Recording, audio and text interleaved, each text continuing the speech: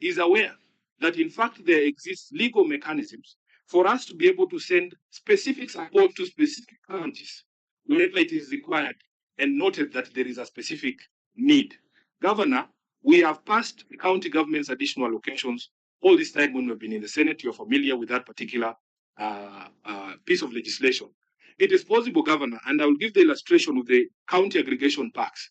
Nairobi County, because we do not consider it a need, when you look at the column of the county government's additional allocation, you will see Kiambu, our bedroom, receives money for KIPES, county aggregation parks. On the column for Nairobi, it is blank because of the recognition that probably our priorities lie elsewhere.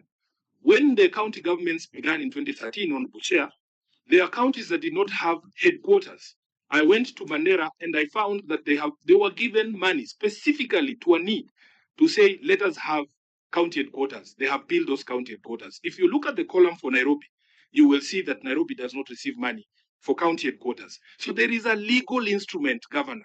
There's a legal instrument. You should have pointed out to the president that it is possible for the national government to identify the specific need, for instance, on street lighting. Our bill for street lighting almost matches some of the money that some of these counties spend on school feeding programs and the other things. It is a special need, and it flows out of that Section 6 of the Urban Areas Act. We should have told the president, we have no problem receiving money for support of Nairobi, put it in the proper legal instrument. Thirdly, Honorable Speaker, Chair, this question of, for instance, bursaries. You have had a fight with the national government and the control of budget, saying we are undertaking functions that are not supposed to be undertaken by the county governments. But under the recognition of our special needs as a people for support, especially when it goes towards education, I have been to counties like Mandera, even Nairobi has a bursaries program. Governor, if you look at the agreements that the control of budget required that counties do, there is no similar management mechanism that has been put in place.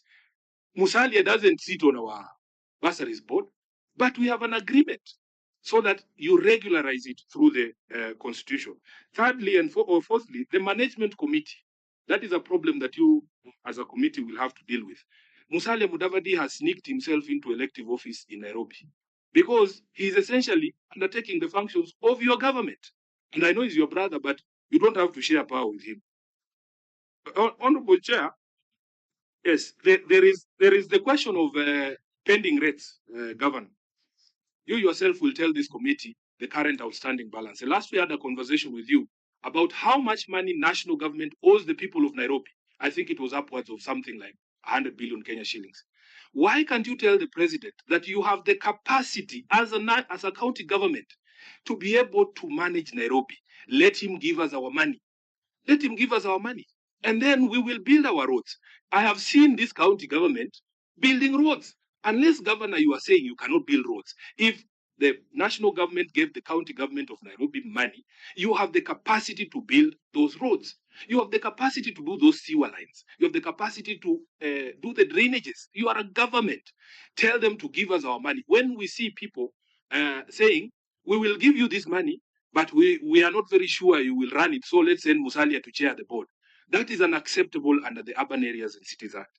Lastly, Chair, we are concerned about the oversight framework because I sit in the County Public Accounts Committee, and we as a Senate, we are guided by the reports of the Auditor General.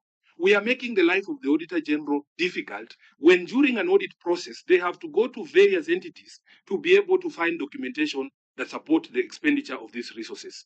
So for instance, if we want to audit these resources that have been given under this particular arrangement, you are told, oh, there are some documents you have to go and get from the treasury, the others are where, the others are this. You are making it difficult for the auditor to be able to do their job. Lastly, Governor, the NMS, you yourself promised the people of Nairobi, we will not get into a misadventure similar to that one.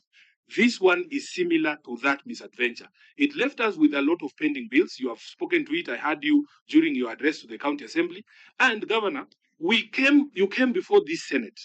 You came before this Senate. This Senate helped you to extract a concession from State House that Nairobi people will not be paying the pending bills under NMS.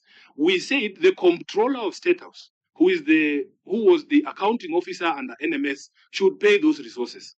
Governor, my expectation is when you go to State House, please remind the president that he is the one responsible for payment of those NMS pending bills before you sign the contract. You cannot just be there smiling and laughing, and yet you know the trouble that these contractors from NMS are going through. Let them pay their pending bills, and we don't want this misadventure again. With those few remarks, Honorable Chair, I thank you, and I reserve the right to ask any supplemental questions if the committee will allow me.